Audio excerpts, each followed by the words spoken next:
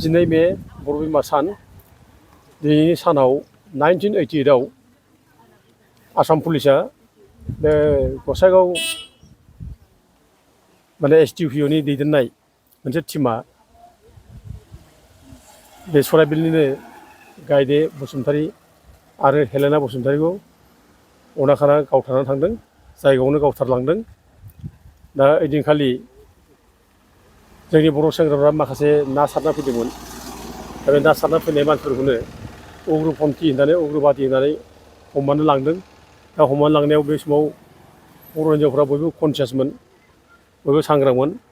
बेनिखायनो गासैबो बर' हिन्जावफ्रा ज' ओंखारनानै बे हमनानै लांनायखौ होबथानो थाखाय ज' जादों, बादा होदों। दा बे समावनो पुलिसफ्रा गसाइगावनि पुलिस सासे SDPO मुफिन होननाय बिनि दैदेननायाव गावथारलांदों सानैखौबो। दा खोब दुखुनांथाव। बे गायदे बसुमतारीया बे समाव माने सानथामनिल' फिसाजो दंमोन, रम्बाबती होननाय।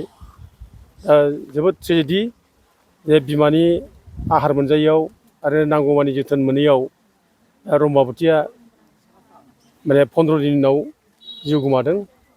बिमाया 12 थैबाय। दा बिदि 15 दिननि उनावनो रम्बाबतीयाबो थैनो गोनां जाबाय। दा बेजों लोगोसे गायदे बसुमतारीया 14 बोसोर बैसोल'मोन, बे समाव क्लास 9आव फरायोमोन। दा बेबो अनाखाना निर्दसि भाबै गावथारजाबाय। दुखुनांथाव जे सासे निरिह मानसि, सिख्लासा, लेखा फरायफुनाय, जेबो दाय गैया, जेबो माने गाज्रि खामानि मावनो रोङा, बिसोरखौ पुलिसा गावथारनानै थांनाया बेनिफ्राय देरसिन आरो क्राइम जेबो जायाखै। आरो बे सिरियास भायलेसन अफ हिउमेन राइट्स बे जादों।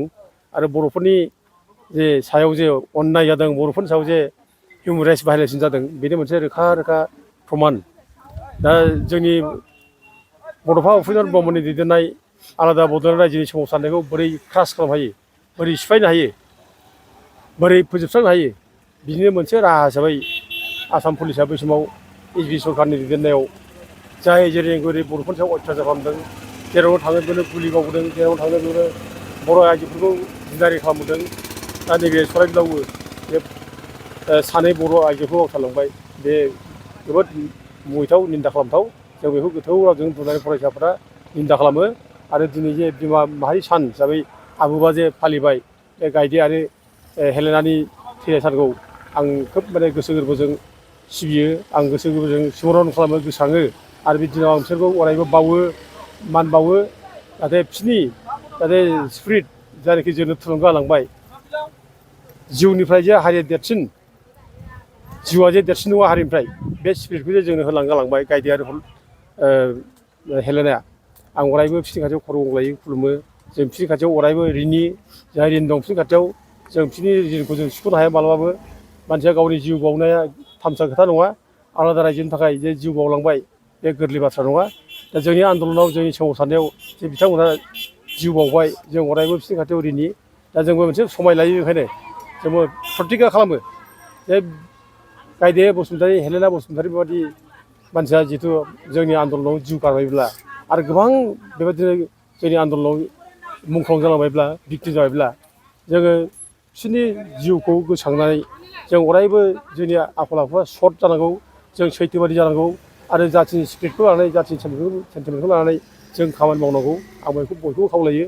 जों खुनु प्रकारै खुनु जिनिसजों जों कमप्रमाइस खालामनो नाङा। जाथिनिफ्राय देरसिन जेबो नङा। दा दिनै गायदे हेलेना बायदि मानसिया जिउ बावबायोब्ला, जों दिनै बिसोरखौ लानानै जों मानो धेमालि खालामनो, जों मानो थगाय थसि खालामनो, मानो मिसा खोथा बुंनो। जों बिसोरखौ असनमान खालामनाय जायोना। आरो बेफोर फाप नाङो, जों फाप नांगोन। दिनै एथ' संग्राम खालामनायनि खोथा बुंनानै जोंनि नेतृत्वजों जुदि सोरबा आइजो जिउ गारबायब्ला, सोरबा आइजोआ जिनाहारि खालामजाबायब्ला, दिनै जोङो मानो मिसा खोथा बुंनो, मानो नंखाय खोथा बुंनो, मानो थगायसुला जानो जों फालाय, मानो जोङो माने दुरबल जानो फालाय। बेखायनो जोङो दिनै समाय लायो। जों खुनु प्रकारै खुनु जिनिसजों जों माने कमप्रमाइस जाया। जोङो जोंनि संग्रामाव जाय माने आइजोफ्रा जिउ बाउलांबाय, जाय जोहोलाव जोहोलावफ्रा जिउ बाउलांबाय, बिसोरनि जिउमाखौ जों अरायबो माने गोसोखांनानै, बिसोरखौ जों अरायबो सनमान होनानै, जों अरायबो जाथिनि स्पिरिटजों, जाथिनि थैजों जों खामानि मावलांगोन। आं बेखौ दिनै बे गायदे बसुमतारी आरो हेलेना बसुमतारीनि थैनाय सानाव बे बिमा माहारि सान हिसाबै फालिदों, बेयाव फैनानै आं बे प्रतिज्ञाखौ होनानै गालाङो।